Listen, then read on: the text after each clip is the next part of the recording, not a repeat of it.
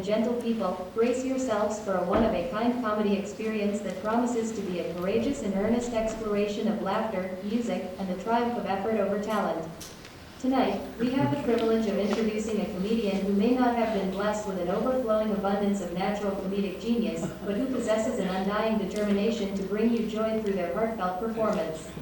As our comedian steps hesitantly onto the stage, you will immediately sense a touch of nervousness in their demeanor. With every hesitant step, they embark on a journey to conquer their own fears and insecurities, ready to give their all in the pursuit of laughter. Their endearing charm and genuine vulnerability shine through, making you root for them from the very start. Yes, their jokes might occasionally fall flat, and their timing might be a little off, but the heart and soul they pour into their craft are unparalleled. Their melodic interludes and earnest lyrics will transport you to a place where the power of music converges with the vulnerability of comedy, creating moments of unexpected beauty amidst the laughter. Tonight, we ask you to join us in appreciating the immense effort and unwavering determination of this remarkable performer. So, ladies and gentlemen, let us give a warm and encouraging welcome to a comedian who might not have all the punchlines, but who possesses an abundance of elegant sincerity and the unyielding spirit of a true entertainer. Please put your hands together for the undeniably brave and endearing comedian's name as they take us on a unique journey that reminds us of the incredible power of determination and the beauty of trying. No matter the outcome, malfunction, malfunction, no matter the outcome, no matter no, it's going to be sick AF. My walkout since I started doing comedy has been the song. I like the double meaning that can be seen throughout the song. I hope to bring that level of poetic nuance to my own work. Sit back and relax at your own risk. Welcome to the show. When I grow up, when I grow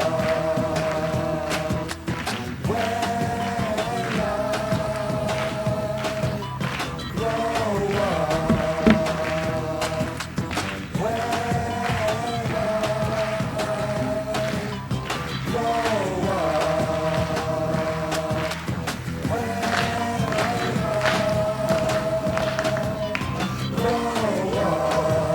Let's move on. there'll be surprises, oh, there'll be surprises, but those are only as good as their build-up and payoff. We're here together, ooh, but not forever, but anything is better than being alone. Ever since I can remember, I wanted to make people laugh. Not just for the money or the fame that might come from that. You see, if there was a chance that I could say something on stage that might better someone's life, I had to take it. You folks ready for the greatest show of your life? Wow, a resounding yes. Get ready to be disappointed, people. I'm gonna downplay most of what I do tonight. I act like I don't really care. I'm not trying as a defense mechanism. I know it's a hack, but I'm too insecure to ditch it now. Here we go. Why is this 21-year-old on the stage? And why is he singing? I thought this was going to be stand-up comedy. You got a lot of questions, you ask a lot of why. I might have some answers and a lot of time. I'll paint you a picture through my word and rhyme, but keep in mind that all of this is a lie. Art is a lie, and of course I am the artist. It's just a performance. Don't take me too seriously or literally. I'm a liar after all. You can't believe me. I can see you're confused. Let me break it down for you. Economically, you see, art is just like currency, devoid of value without you or me. Honestly, you'd have to be borderline insane to trade all of your sheep for a piece of paper that is green.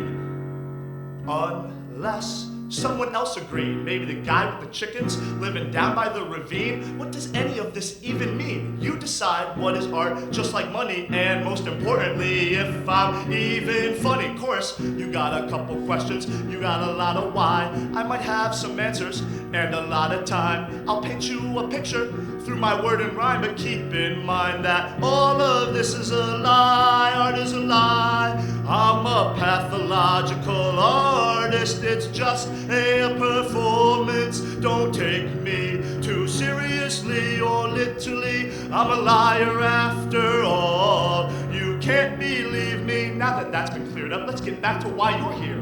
Why you've come to see me speedrun growing up, and why am I still singing? Why comedy? Why musically? And why, oh why, oh why? Make it all about me.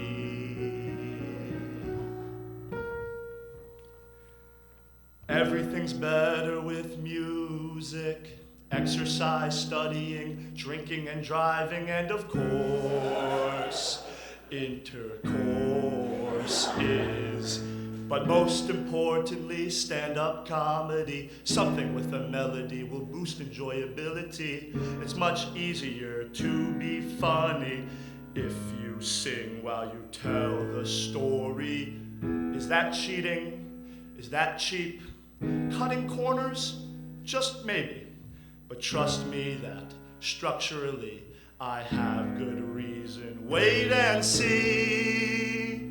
When you're feeling down, you listen to music, you start to feel better, it's therapeutic. You might not feel good, but you feel heard and understood. So if someone calls you a hack for using songs in your comedy act, just tell them you're going through it, and to sit back, relax, and enjoy the music. I am the 21-year-old on the stage, and I will be singing as well as doing some stand-up comedy. Oh, you got a couple questions, you ask a lot of why. I might have some answers, just not a lot of time. I'll paint you a picture through my word and rhyme, but keep in mind that all of this is a lie. Art is a lie, and that makes me the artist. Just like everything, it's a performance. I'm chasing that good guy high, and with that lie I will try to show us both a good time tonight. Thanks.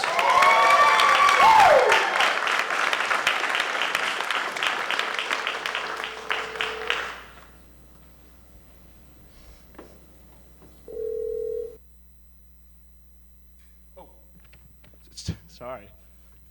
Butt dial.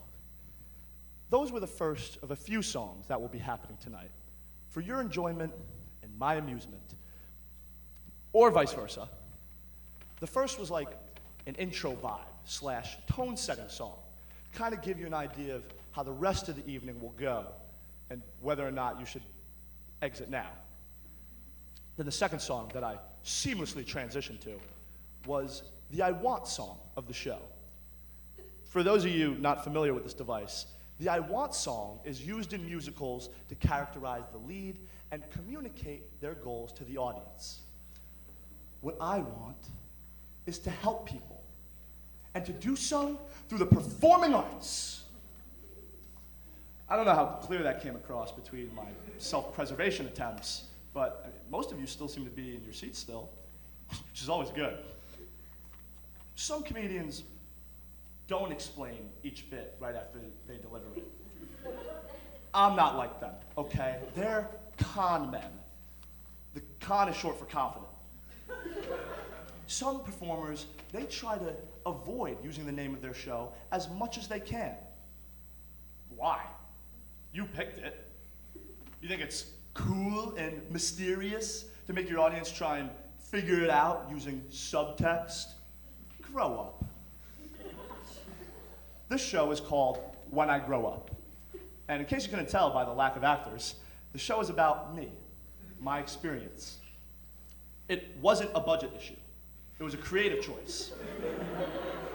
But then again, isn't every mistake a creative choice? Honestly, the real reason that I'm here and you're here and we're facing each other and I'm talking to you and you're listening to me is for my free therapy. It's ergonomic. Stand-up comedy used to be, hey, how about that airline food, huh? Hey, can you believe these young kids and their easy lives and technology? Get out of here with that. But more recent comedy is, I am always sad all the time. I have no idea why. I have no motivation nor desire to be alive. But how about that airline food? There's a definite generational gap between bottling up every feeling ever felt until exploding and sharing every waking thought on the internet for millions and billions of people to see and feeling an immense pressure to be the ideal version of yourself for each and every one of those millions and billions of people until exploding. But we got some top-tier memes out of it. Crowd work is really just a comedian comparing their lives to somebody else to try and make themselves feel better, which we all do in the real world anyway, just not out loud. That's why you pick out an outfit to go to the gym, or you do your hair to go to the grocery store, or you shower before a date, I hope. You know that every time you step outside, you can end up on somebody's Snapchat story with the caption, "Look at this dude with the goofy ass shirt and pants combo," or some variation of that. We're constantly evaluating others, so we know they're evaluating us right back. We're all performing because we want to be perceived a certain way, and we,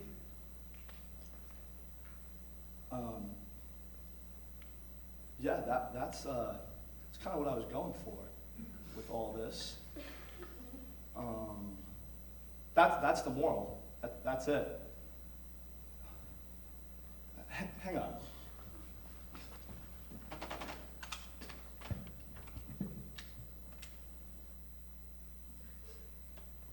A little bit of behind the scenes. When a comedian takes a drink of water, it means they forgot what they're supposed to say next.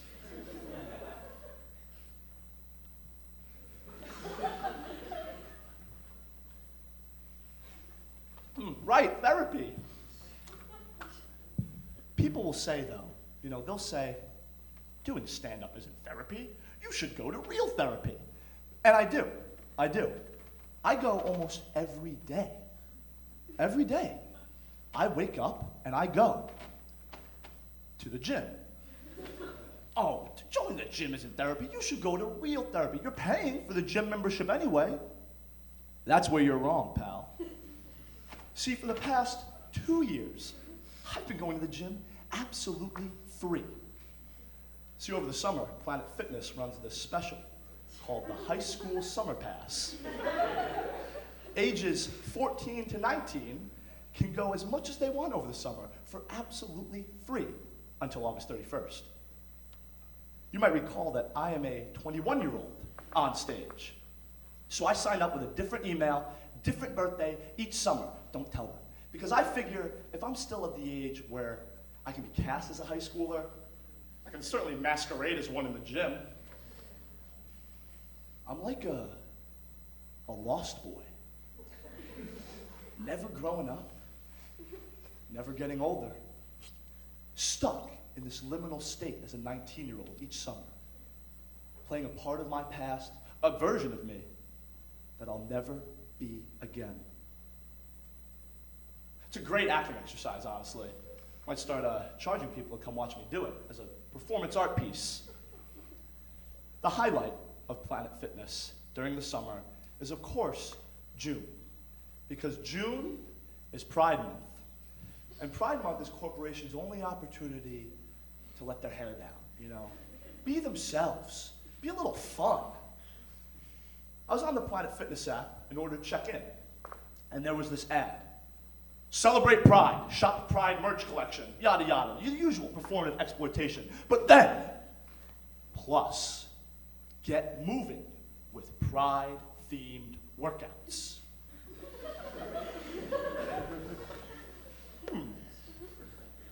Pride-themed workouts, you say.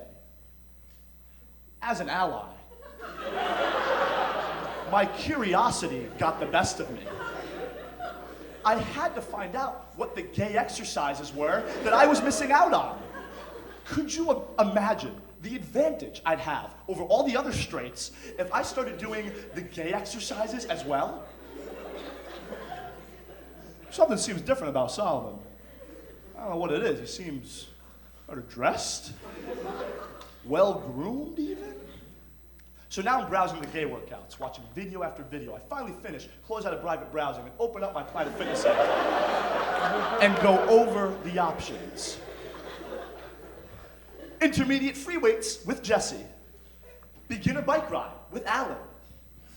Cardio session with Big Dave. Knees up, knees up, knees up, knees up. I'm obviously watching Big Dave's cardio session.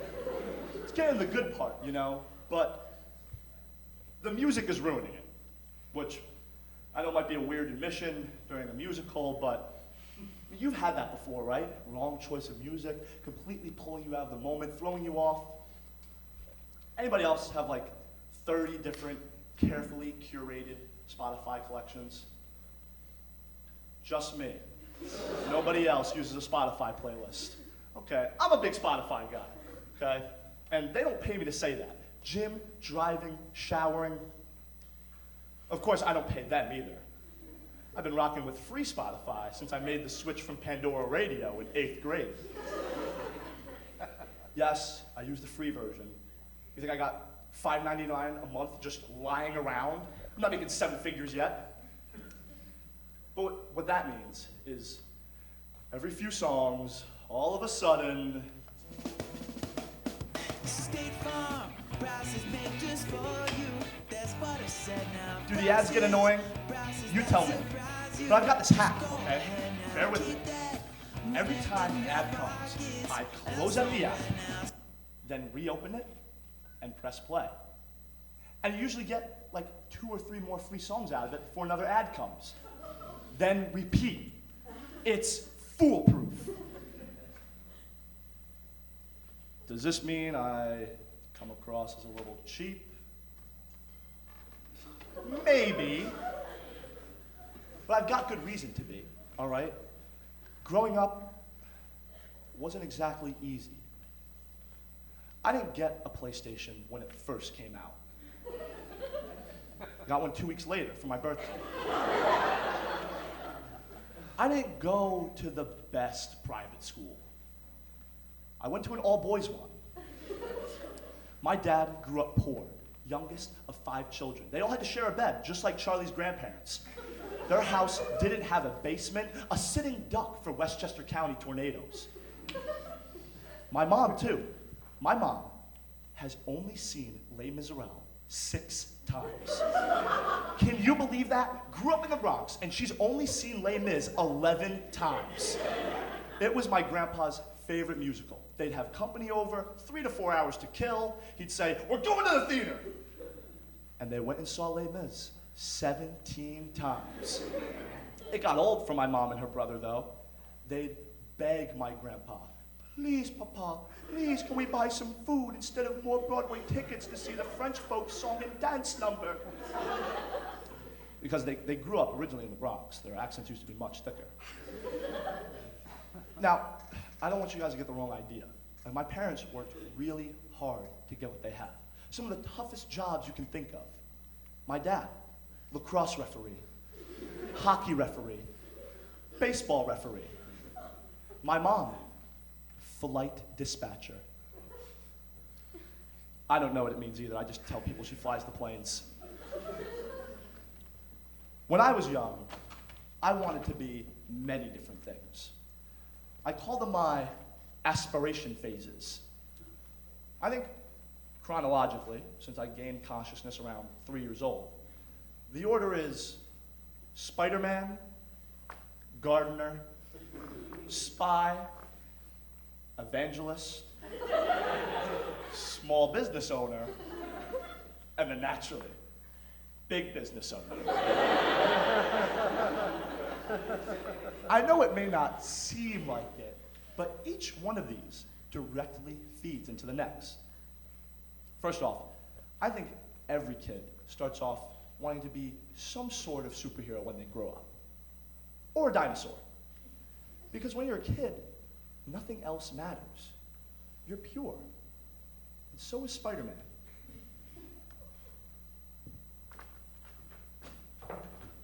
You just hold this for a second.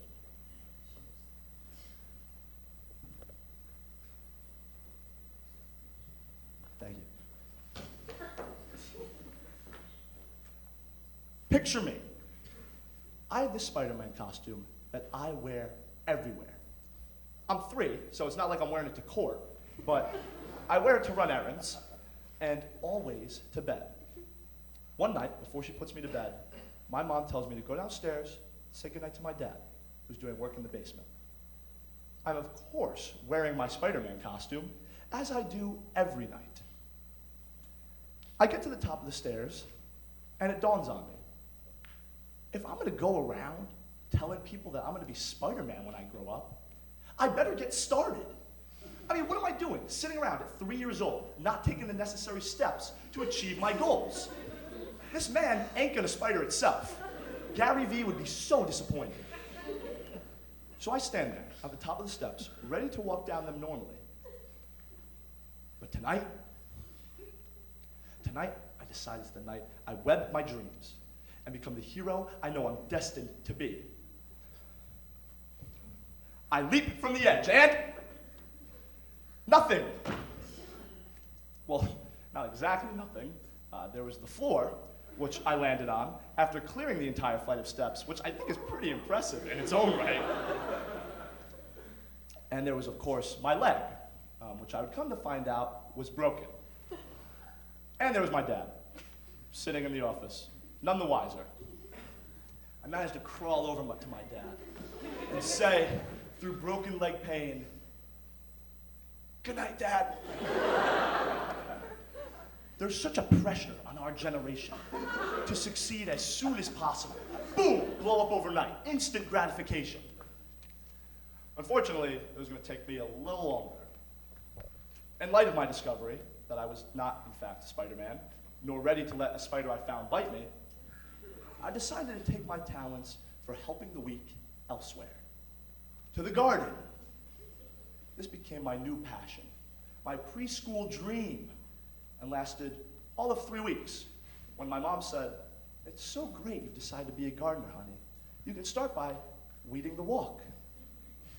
I have a clear aversion to real work, so I moved on.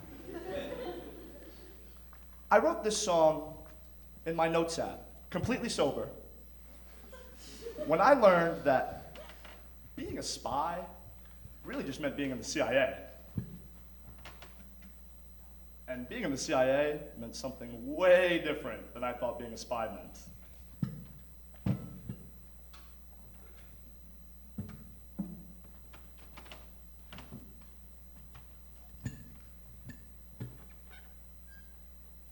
Did the CIA kill John Lennon too, or was it just JFK they put a bullet through?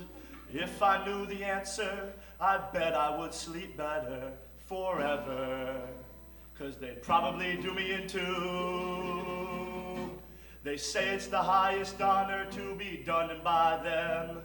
They make you a martyr, elevate your status times 10. One day I hope to be standing at my local urinal, feel a pinch in the back of my head, and wake up at my own funeral. Did the CIA kill John Lennon too, or was it just MLK they put a bullet through? If I knew the answer, I bet I would sleep better forever, 'cause they'd probably do me in two. They say it's the highest honor to be silenced, but I like to talk way too much. I wonder, what does it take to get on their hit list? John Lennon was a druggie, and I guess a communist. Martin Luther critiqued Big Catholic and his 99 thesis. That wasn't him? Different guy, same name. I'll be damned. The other Martin Luther said Black Lives Matter, and Kennedy had too much sex with everyone but Jackie, his wife. What will be my achievement to drop me to the pavement? Will I make a big enough splash to be turned to ash? Did the CIA kill Solomon too? Or did he choke on a bottle cap he would sometimes chew? I heard he would get anxious and fiddle with the plastic. How tragic. Think of all he didn't get to do.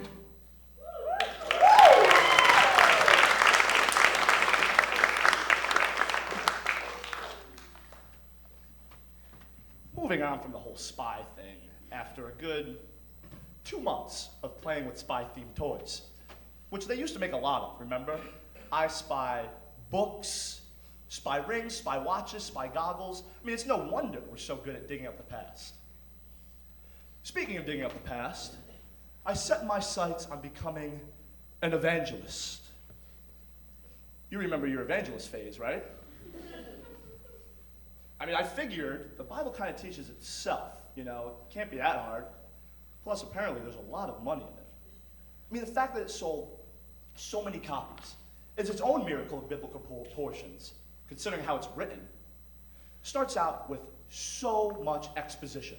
In the beginning, God did this, and God did that. God created the heavens, and God created the earth. Yeah, on which day does God create the plot? Then it starts to pick up with the rest of Genesis, Exodus, Leviticus. Then there's a book called Numbers. Hope that marketing team got fired. Finally gets good again around the middle, but they start introducing character after character after character. And every single book is about a different dude and a woman once, which was cool. But you're just like, man, who is this even about? And God says, you. What was that? Then there's a bunch of songs in the middle. Like, I mean, I didn't realize this was a musical, but maybe spread them out a bit. Then there's those other books in the middle. The Micah, the Habakkuk, the filler episodes, you know, to let the animators catch up. Then finally, the guy shows up. Oh, this Jesus guy. He seems like a big deal. Okay, now we're cooking. Then they kill him off. Ratings go down. They bring him back. Ratings back up. Then he just leaves. Like, he's only around for 4 books before he just... Could you imagine another series did that? Like, Harry Potter doesn't show up until Goblet of Fire. The other books are about Lance Singewood, the roofer who worked on Hogwarts. Hey, listen, 8 tiles of dragon tile doesn't just show up in the room of requirement, all right? I'm gonna need some time to get my guys to come down and... Yeah, they're Death Eaters. So what? Listen, you don't have to like who they voted for, but you have to admit, they are the best for the job. All right, I'm done with that, but I still want to make the big bucks. I want to be an entrepreneur. I set my sights on a small business venture because that makes the big bucks. I dream of one day opening a chocolate shop, ice cream parlor, bakery, combo store. And I tell all my friends and family that I'll hire them to work at my shop, which they think is sweet, right? Thinking of them for my dreams. The only thing is, I didn't think I'd have to pay them, you know, because they were my friends and family. They'd be willing to work for free, right? That's when I found out I was destined for big business. I decided to combine my passions for sports and money and start my own athletic wear brand. I tell people one day it'll be bigger than Nike because I was only going to hire my friends and family because they'd be willing to work for free, right? Still, might be more ethical than Nike. My mom likes to remind me of all the different goals and dreams I had that didn't work out. It's a running joke for her. The one thing she'd say every time I told her something new I wanted to be when I grew up was, just don't be a starving artist. And I was 6, so I had to ask, Mom, what is a starving artist? She said, you'll know when you see one. Stupid question, stupid answer, I guess. Here's a song I like to sing every time someone asks me a dumb question.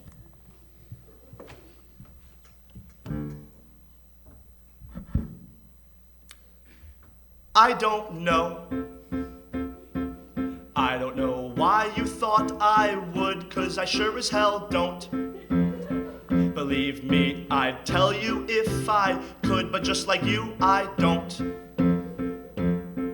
No, I won't do the work for you to find out. You should have done that yourself instead of asking me. Here we go.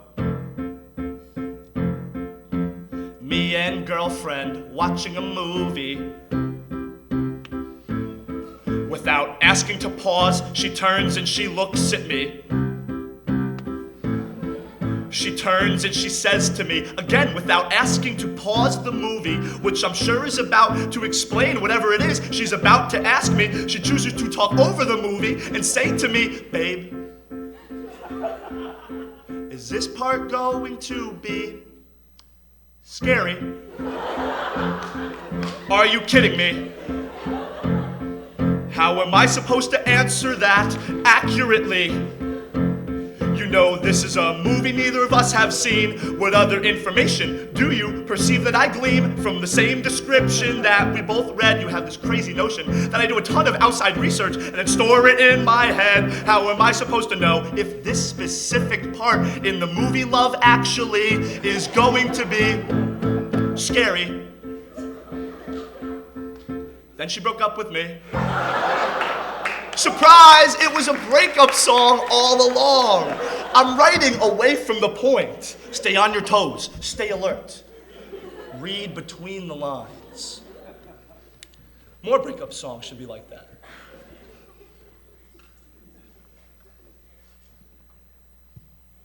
In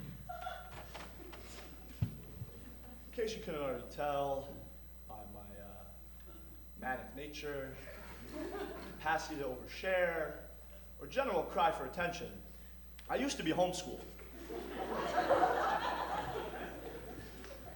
I think my parents think that I hated homeschooling, which I think is a little bit of an over-exaggeration. I mean, maybe I exclusively mention it in negative contexts, or refer to it as fake school, or have told them on numerous occasions how much I hated it. But is it nice to have a built-in fun fact sometimes? Sure. Do I often avoid using it as a fun fact to steer clear of the line of questioning that always follows? All the time. Do you just do school in your pajamas all day? Would you take video games as a class? How do you know people? Or of course, the infamous, what was sex ed like? Do you even know what a vagina looks like? True story.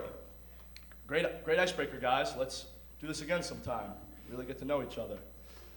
I mean, I don't see what the big deal is, because if anything, sex ed was better, because it was from my parents, direct from the source, water from the spring, water from the tap. My dad used to teach computer science, so obviously that helped a lot. But it was still just the regular old talk, the awkward exchange of confusion and anxiety between father and son with the unrequested, unhelpful metaphor. My dad sits me down in the room in our house with the most windows, which I feel is a little of an odd choice. He would do this thing when he was really thinking of the right words to say, where he'd look up at the ceiling and do this with his hands, as if waiting for Jesus himself to return and deliver him of this burden. Your mother Always an A1 opening line, no matter the context. Great go-to from the start. He takes out 2 old toys we have sitting in this toy box. 1, a toy laser blaster, and 2, a plastic retractable lightsaber. You know the one. You might have had it in your toy box, and maybe you still do. And I bet you never thought about it in this context. But now you won't be able to separate the two. He begins the analogy. Day to day, the lightsaber is just the handle. But when you see a blaster, your hand goes to your lightsaber. It isn't until your blaster fires that you ignite your lightsaber, turn on, and fully extend. And now he's standing up, blaster in one hand, lightsaber in the other, and you can tell he's getting excited. And remember, he says, a Jedi only acts in self-defense. Which you have to admit is a pretty gender-fluid, consent-enforcing analogy in a homeschool sort of way. So needless to say, I am great with women. Like this one time, I'm at college, at this party, and I'm talking to this girl, and we're really talking about some serious stuff, getting to know each other on a deep level, because this is obviously the first woman I've ever spoken to. But we're talking about some big topics, meaningful things, because one of the advantages of being homeschooled is that you're not like the other guys. The catch is you're worse. But we're having a real adult conversation. She says, I'm really concerned about the opioid crisis. And I say, I know. They're just getting so expensive. She says, there's another drought back in my home state of California. And I say, damn. Why don't you just move? So obviously, we're really hitting it off. It's getting a bit flirtatious, as far as I can tell. And she asks if I want to go back to her place. I say, all smooth, sure. We get to her place, and she asks, do you have protection? Baby, I never leave home without my lightsaber. Grab your blaster and let's play. And I never saw her again. You see, we're not that different. You abandons and I. That's what we homeschoolers call all of you, because your parents kind of just threw you at a building and people to raise you, instead of doing it themselves. But don't feel bad, because still, we're not that different. Like, we all had to go through an English class, reading Catcher in the Rye, analyzing this genius paperback transcription of Growing Up in America, and we all had to put up with Holden Caulfield's whiny ass the entire time. Phony this, phony that. What the phony is wrong with you? But in my more adult years, I've reflected on why it was required reading. Because often school is what you make of it. You know, you get out what you put in. This message was sponsored by the New York State Department of Education. Because Holden was just the worst, right? I mean, first name like Holden, last name like Caulfield, and the personality of the worst guy you've ever met. The kind of guy who's like, oh, you wear Thrasher? Do you even skate? No, Holden, I just like the hoodie, okay? I'm sorry I can't kickflip because I have a job. And, sorry, if you're a skater and that offends you, I'm not sorry. Right now, I'm pretty worked up over gatekeeping, gaslighting guy boss Holden. I mean, he was so anal about everything. He'd probably see someone wearing Vans and say, phony, ridiculous. They're just Vans, Holden. Everybody wears Vans. They're just clothes. You see somebody wearing Patagonia. You don't say, oh, you wear Patagonia, nice. So you also pretend to be vegan and gluten-free because you have a superiority complex? They're just clothes. Someone could wear an Ivy League sweater, like, say, brown, and sure, there's a good 50% chance they go to brown. But there's also a 25% chance they do literally anything else. and a 25% chance they go to Vassar.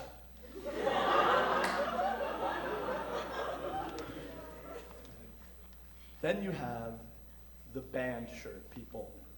Who here owns a shirt with a band or an album on it? Come on, let me see those brave hands. This one's for you. I feel you, I do. You probably like that shirt very much. It's cool, it's vintage. It's not your fault the art just happens to belong to some 90s grunge band with a cult following of middle-aged white dudes. So you have to rehearse, right? You pick out your shirt, you try on your fit, you stand in front of the mirror and practice.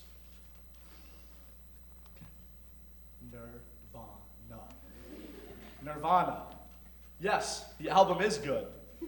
Yeah, Nevermind, released by DGC Records, September 24th, 1991. Yeah, the baby is Spencer Elvin. No, I don't think his thing is still that small.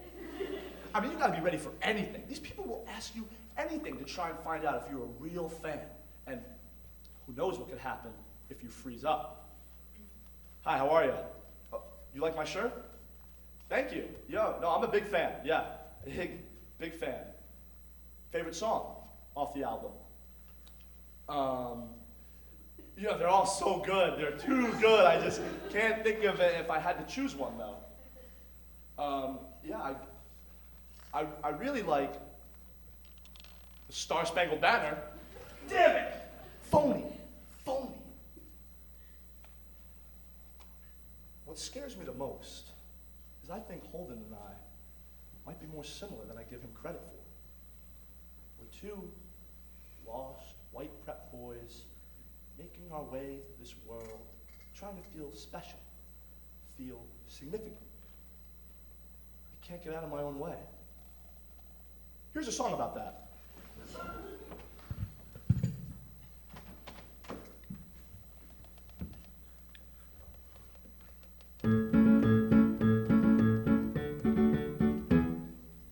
I always say yes to spice, even though spice doesn't like me. I wouldn't dare be caught dead with sugar in my cup of coffee. I propagate this notion in my head that if I'm comfortable or relaxed, or doing something for my enjoyment, I'm wasting time. If I'm not being productive, then I'm self-destructive. We know the difference between right and wrong, but we don't always choose what is right. We make decisions that hurt ourselves, yet still we try to rationalize. I sometimes stare directly into the sun. Will it actually damage my eyesight? Your criticism may be constructive, but I'll take it in the worst way possibly. Personally, because I'm self-destructive. I stand in my own way because I'm self-destructive. And we're a self-restrictive race. You and me, the perfect team that can't allow ourselves to compete because we're self-destructive. When I'm cutting vegetables and my mind says you should see what it's like to miss a little bit with your knife, maybe you would have a better life if instead of 10 fingers, you had 9.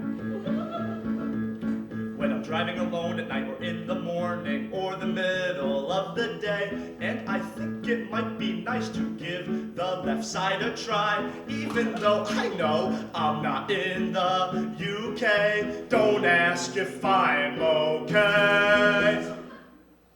I'm just self-destructive. I refuse to learn from my mistakes. I don't see color, no, just a self-destructive race. Together we're the perfect team that can't allow ourselves to compete because we're self-destructive. Self-destructive.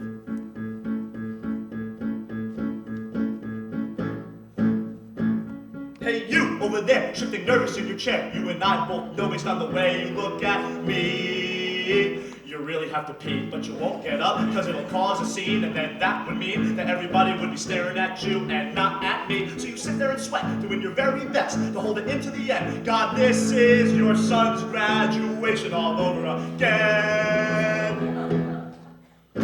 I got way too drunk this weekend again. I said some things I shouldn't have said again. I hate it here, yet here I am again. hate it here, yet here I am again.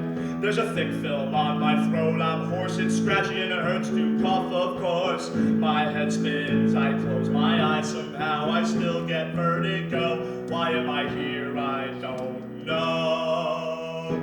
Where'd you go? Maybe that was a bit relatable to you. We make decisions that are debatable. It's true, but for some reason, it's the life we choose. I know why. Do you? We're self-destructive. We don't like to hurt others, but we can't help it. And we don't know how to help ourselves. How can I have it so good and still be so unhappy? I'm dying to be happy. Deep down I know I should. Can I do that and still be me? Or am I doomed to be? Sad is the music I listen to, 'cause sad are the tears I cry. Can I keep up the lie and get my good guy high? I sometimes wonder what it would feel like to nosedive from a bridge. Because I'm self-destructive.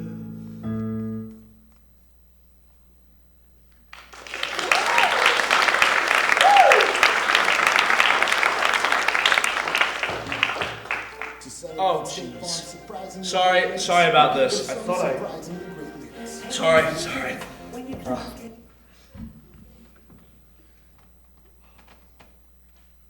Tell you, it always gets you at the worst time. Lull you in with your favorite song, and then boom! Terrible ad. But sometimes, I don't know, sometimes it's like the ad pulls you out of your trance. I'll listen to music in the shower at school, and there'll be times where a song comes on, and I stare at the wall and think about all of my regrets, the unforgivable things I've done, the grace I don't deserve. And then, at State Farm, we forgive accident history, and the wholesomeness of the marketing team pulls me out of it.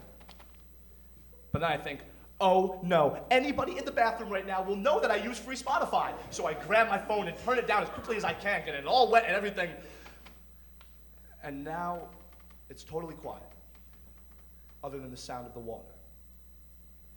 In those moments of silent shower, you get lost in thought. You wonder, what am I doing? How did I get here? Everyone has the how they started story, the moment that propelled them into their career. I didn't have that with any of the other professions, as much as I thought I loved them. But I can pinpoint the exact moment I fell in love with the stage. Picture me, but I'm young. Like younger, like ages 3 to 9. I can't go to sleep without some sort of audio playing in the background, to distract me from the void. I have to get lost in order to fall asleep. There was one CD in particular that I listened to so much. It was probably like 6 or 7 nights out of the week.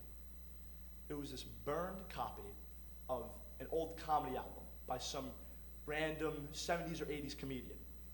Got to the point where I would walk around the house reciting it in its entirety, set for set, line for line, word for word. Now, I'm 9 years old, and my parents signed me up for my first sleepaway camp, X10 lacrosse camp, which, like me, is a hybrid of lacrosse and other activities. My parents signed me up for camp because the question my pediatrician asks me every annual physical, because I was homeschooled, is, "Are you making any friends?" Followed by, "Are there any lumps on your testicles?" And because the answer to both was no, I was signed up for camp. was a week-long sleepaway camp, 2.5 hours away from my house. And as soon as I get there, I am having a bad time. We arrive to drop me off, I get out of the car, and I'm crying. I arrive to my first lacrosse session. I don't have either of my gloves, and I'm crying. Eating camp food for the first time, and I'm crying. Tough go from the start. But then I start to really warm up to it. I make really good friends with the kids in my bunk, and I have some great counselors. Then Wednesday night comes, the talent show night, the big event. And of course, I don't sign up because I, like many other 9-year-olds and college students and grown adults, didn't like the idea of speaking in front of people. So I sit and I watch and enjoy the show. I guess this is as much a 9-year-old can while sitting still for 2 hours. Then the director of the camp gets up on stage with the megaphone. There were no microphones back then. And he says, "We have time for one more act." Somehow, some way, my hand shoots straight up. An opportunity for a bit of undivided attention from my peers and counselors? How can I resist? The only problem is, I don't have a plan. I'm just operating off of instinct and destiny. And the 4 ice cream sandwiches I ate for dessert. I get on stage, which is literally just an elevated fireplace in the cafeteria, but it felt like, well, it felt like this. I take the megaphone, I say to myself, I am gonna win this thing. Deep breath in.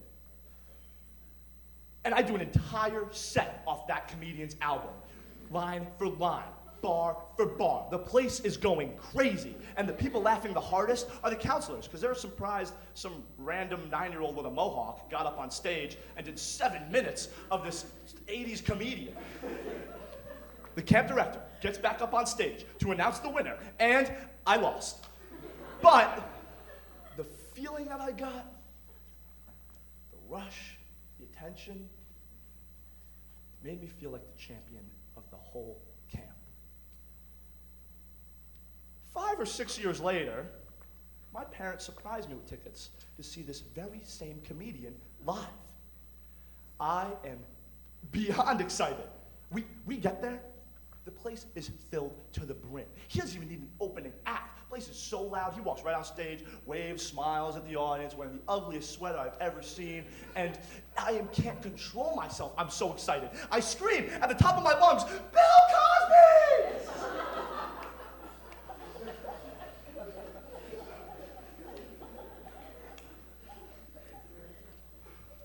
And let me tell you, he killed that show.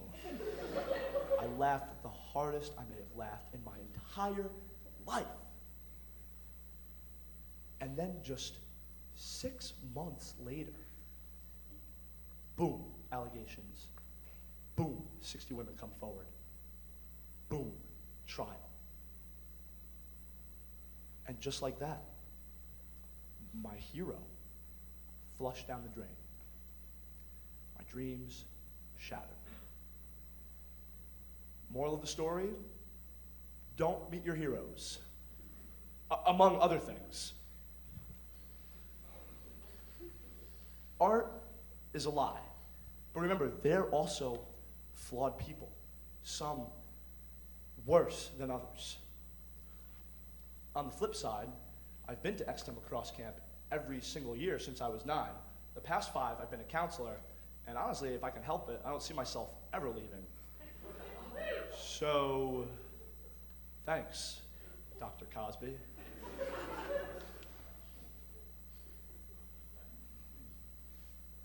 In an ironic way, though, something like that humanizes people like, well, no, that's not what I mean.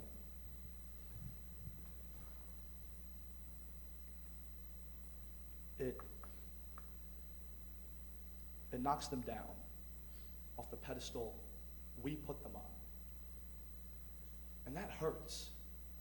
We're seeing them for who they really are, not the performance. they're liars. Just like you, just like me. It clears away the smoke and smashes the mirrors. It makes you wonder, though, what came first?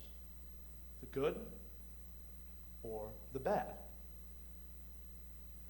Were they ruined by the fame and fortune, or did they use it to put himself in a certain position? It's scary to think about, I know, but I mean, I can't help it, especially when I'm up here pursuing fame and fortune. I mean, helping people. Right. Everything I do, I wear on my sleeve. You know, I'm totally layerless. No layers. Very in touch with my emotional maturity. My vulnerability. I'll show you.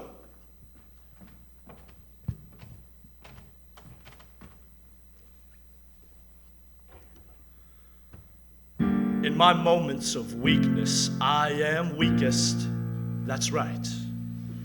In my moments of weakness, I am not strong. No, I'm not.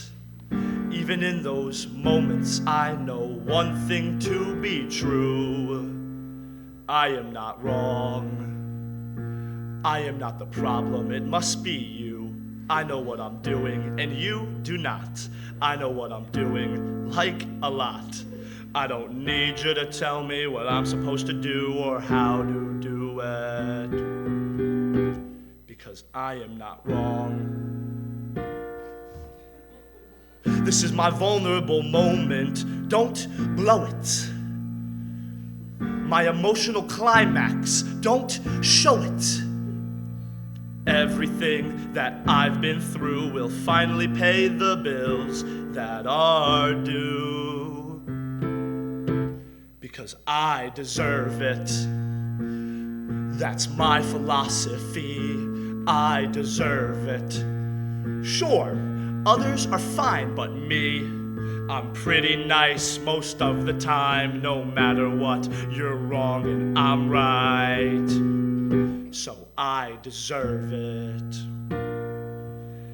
If I had the sacred ability to monetize my vulnerability, I'd tell you anything you want to hear, everything I have to fear, the darkest corners of my heart, in hopes that someone might call it art.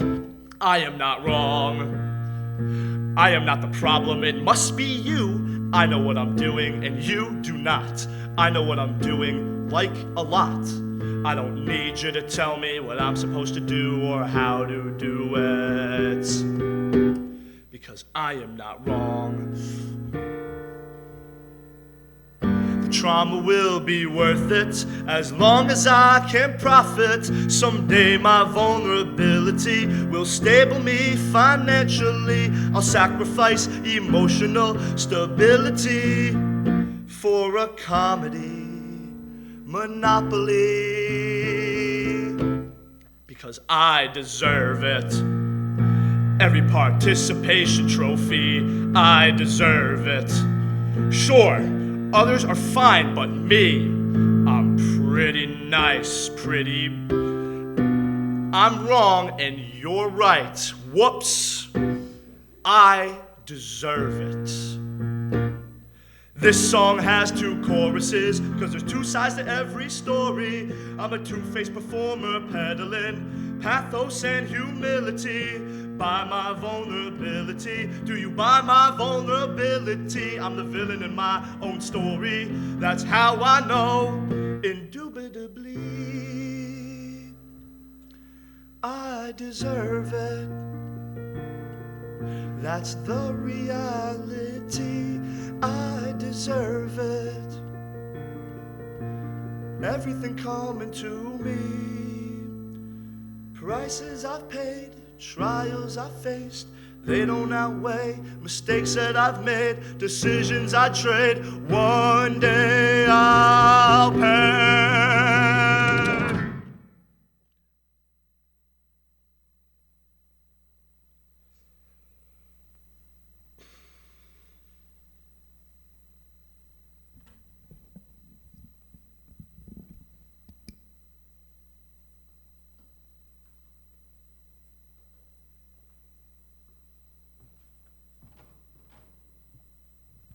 But in the meantime, I'm supposed to find a real job. I've had many different jobs since growing up. Lifeguard, coach, UPS warehouse lackey. None of them have felt like careers, though. I'm still just a lost boy, wandering from employer to employer, summer after summer. In the end, I don't really think I ever got over the professional athlete dream. I think it's almost impossible for any kid who's so entrenched in sports growing up to totally push the idea out of their mind that they could probably find some Olympic event they could qualify for. I mean, haven't we all thought, well, if this doesn't work out, I can always try curling. Race walking is always there. Pole vaulting doesn't seem that hard. And now I'm gonna get canceled by the track and field stands. But instead of dominating the decathlon, I'm doing the theater things, like acting and writing and crying and groveling, because I want to perform in a cage, on a stage, for the rest of my life.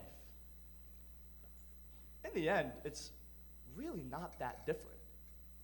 Theoretically, jocks and thocks, shorthand for theater kids, are at opposite ends of a spectrum, mortal enemies.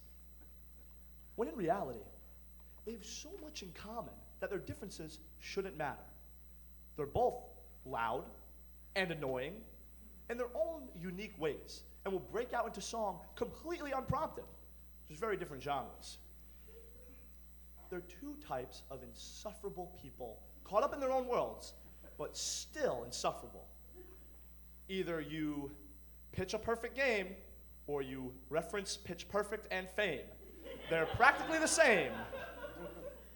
The only real difference is who you can say, good luck, and break a leg to. Because if you mix that up, you might get your ass kicked. And the other difference is which ass kicking actually hurts.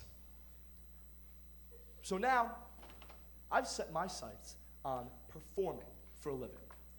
Since I figured I'm already doing it for free every day anyway. It doesn't make actually deciding what I want to do and sticking with it any easier, though. Like, I could do this on a stage, or on a screen, or this, or that, or just kill myself, or be a tour guide at Universal. There's so many options. Some people might think it's like, oh, you either get discovered, or you don't. But it's more like a real job than most people presume. Right now, it's just application after application for a place, a position you're not even sure you want. Kind of like flirting. We already established how abysmal my game is. It's all one big show. You put on this performance. You put on your best face for someone you think you want or need, until you can gauge how much of your real self you can show them. It's a performance. With all of it, they ask you the worst series of questions anyone's ever thought of. How tall are you? What do your parents do? Why do you want this job? Why do I want this job? Because I have no money, no experience. Why should we choose you over other candidates? Because then you'd be giving me the job instead of them. You get asked, what's your desired salary? Oh, my desired salary. Oh, I was hoping I'd get to pay you. I was hoping you'd let me pay you to do this job. You play this part of the perfect capitalist, willing to do anything to see the company succeed. Buy them the meal each time, even though we already established I have no money. And then, of course, the infamous, what are your strengths? And what are your weaknesses? What are my weaknesses? Code for, why should we not hire you? It's like your date asking you, what's your biggest fear? What's your darkest secret? Good thing that never happens. Sure, I get the idea of the weaknesses question, being self-aware enough to understand what about you needs improvement. But if if we listed every single thing I think I could improve on, we'd be dead before I finished. So we perform this balancing act of being just vulnerable enough so we come off as introspective and refined, but hiding the real grime so we still appear fit for work. We weaponize our honesty, we manipulate it, and we do it almost every day in all aspects of our lives. Self-love, self-hatred, self-improvement, whatever version of ourselves gets us further, gets the answer right by plugging different formulas, values of ourselves into the formula rejection plus rejection times rejection repeating equals success, which equals happiness, theoretically. But is that really the only viable formula? The show, in a way, is all about rejection. Facing it, dealing with it. It's part of growing up. And as we reach the end of this show, I'm met with a major dilemma, because every good comedy show has to end with a callback. But no matter how many times I apply or audition or talk to girls, I can't seem to get a call back. Getting rejected is hard, in anything. For credit cards, at the rim, the bar you're not old enough for, but most of all, in the job hunt. Well, and in relationships. I guess none of them really feel good. But the music helps. I applied to be a hostess. Host? Whatever. At a restaurant this summer. I thought, how hard can it be? I can greet, I can answer phones, I can walk with menus in my hand. I didn't get it. But the thing is, I didn't even particularly want that job. But it was the way they rejected me that stung a little bit. Listen. Dear Solomon, thank you for your interest in becoming part of the team. While we were impressed with your background and experience, we regret to inform you we will not be moving forward with your candidacy at this time. Again, thank you for your interest in our team. We wish you the best of luck. Sincerely, which would have been fine, but below that, it read, Estimado Solomon, gracias por su interés en formar parte del equipo. and below that, it read, Agradecemos su tiempo y paciencia 尊敬的 durante el Solomon， proceso de 感 la 谢您有兴趣 entrevista. 成为鼎泰丰团队的一员， Impresionaron 感谢 they 您在整个 rejected 面 me 试过程 in 中 3 充分的耐 languages, 心，他们对您的背景 covered all their bases, making sure there was no possible way I thought I got the job. 再次感谢 Sad. 您对鼎泰丰的支持。 But the music helps.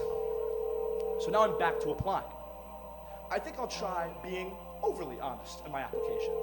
Maybe that's it. Really put my weaknesses on display. Let's see. Your call has been forwarded to an automatic voice message system. 0, 1, 2, 3, 4, 5, 6, 7, 8, 9 is not available. At the tone, please record your message. When you have finished recording, you may hang up or press 1 for more options. Hey, Solomon. It's me. Or it's you, Solomon. I know you really wanted a voicemail on the track, but just thought you'd find someone else other than yourself. Are you drinking when you write again? Is that what this is? Are you drunk right now? You want to be like Drake or something? Get over yourself. Maybe that's the problem. You think you're all that, don't you? You get to be a kid forever. You can't leave the lacrosse camp. Picked a major where all you do is goof around. You don't have a phony clue what you're gonna do after you graduate. Grow up. Yes, so again, no pressure. Just give me a call back. If you can.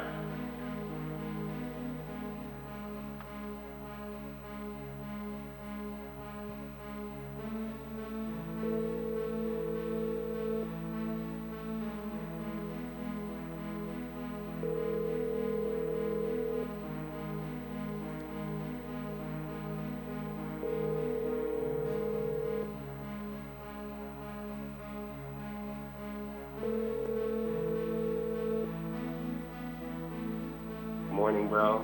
It's around 10 a.m. Happy Friday. I woke up, prayed, something I haven't done in a long time. Woke up thinking about you, manifesting you, get stuff done today. Today's gonna be great. Happy Friday, and keep God with you. What are my weaknesses? Well, let's see. I only want to sit on the aisle seat of an airplane, so I don't bother anyone if I have to get up to pee. Maybe that's just normal social anxiety. Maybe it's a sign you shouldn't hire me. I get emails from my bank about managing my wealth. I don't delete them just in case I have some wealth to manage someday. I hold on to way too many sentimental items that I can't bring myself to throw away. Like hoodies, shirts, shoes, keepsakes from friends, family, lovers, it all stays in an overcrowded drawer on top of a shelf. I'm unable to bring myself to parting ways, but I dream about burning it all in a bonfire someday. I ruin every one of my favorite shows because I show it to a girl I no longer know. I watch the bar, my music go left to right, watching the numbers count down 1 second at a time, praying that I get a second try, praying that you would change your mind. Snap out of it. My greatest weakness is that I have no weaknesses. Well, that's not what I mean. I know that's cliche. What I'm trying to say, okay, I have an incredibly hard, stupidly impossible time trying to pick one thing and stick with it, if you couldn't tell. Everything I try turns into my passion. Every activity excites me. Maybe that's a product of my upbringing. Maybe I'm just excited by life. Is that such a bad thing? Certainly a better state of mind than I used to be in. I mean, you should have seen me. I was not in a good place. Didn't think I would make it. So yes, I'd say I spread myself out too thin because I'm good at everything. Well, no, that's not what I meant. I mean, geez, I'm arrogant and pretty ignorant to the fact that there may be a chance I'm not God's gift to the world of comedy or acting or something or anything, so can I at least get a call back, please? The discussion of my professional potential could quickly turn to a confessional. I'm at constant risk of getting existential. I think I'm exceptional, yet I cover up insecurity with overpronounced hospitality, mispronounced masculinity, unannounced hostility. Can't denounce the utility from my misery when what I crave is sympathy.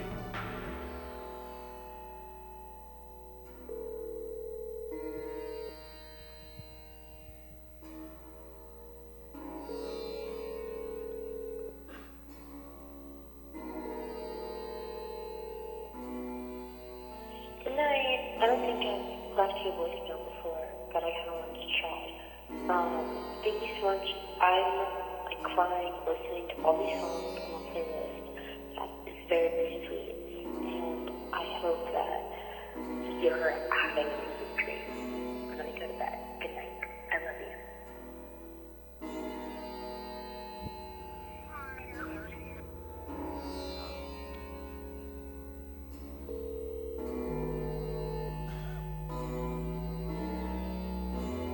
Breakup song right away from the point. Planned our whole lives out, and I sure didn't last long. I'm supposed to be the exception, be better. Where did it all go wrong?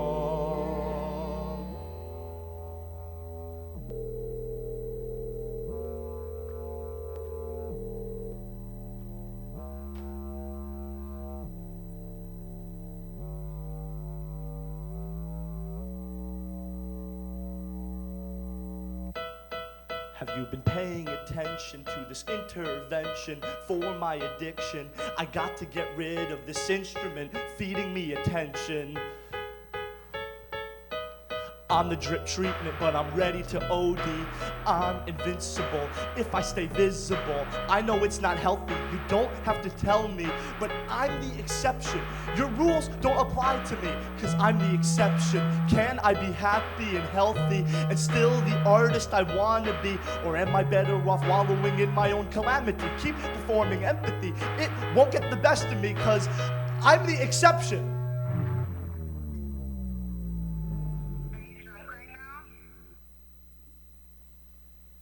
Lost boy, it's time to go. Leave your make-believe world behind. Pick one thing to stick with its time. You're no exception, now get in line. What are you going to do? Neverland wasn't made for you. Your ceiling is your hat, consider that. We've dealt with your type before, you're nothing new. Never wanna grow up, never wanna grow old. burst into a career, time to be bold. I know you wanna show 'em, but fix the chip on your shoulder. You'll understand when you're older. You're not the exception. Shift your perception of who you think you are. Who do you think you are? You've been enjoying starving, torturing yourself, chasing after wealth, thinking that'll make you what you want, when it's really her you want. The fame wouldn't matter if you could have had her, but that's in the past now. Move on and move past now. You care so much about being clever. Wake up to reality, it's time to be better. You know that you and I spend too much time together. Keep this shit up and you'll never get better. Lost boy, it's time to go. Leave your make-believe world behind. Pick one thing to stick with, it's time. You're no exception, now get in line. What are you going to do? Neverland wasn't made for you. Your ceiling is your hat, consider that. We've dealt with your type before, you're nothing new. You're not the exception, shift your perception of who you think you are. Who do you think you are? Lost boy, it's time to go. Leave your make-believe world behind. Pick one thing to stick with, it's time. You're no exception, now get in line.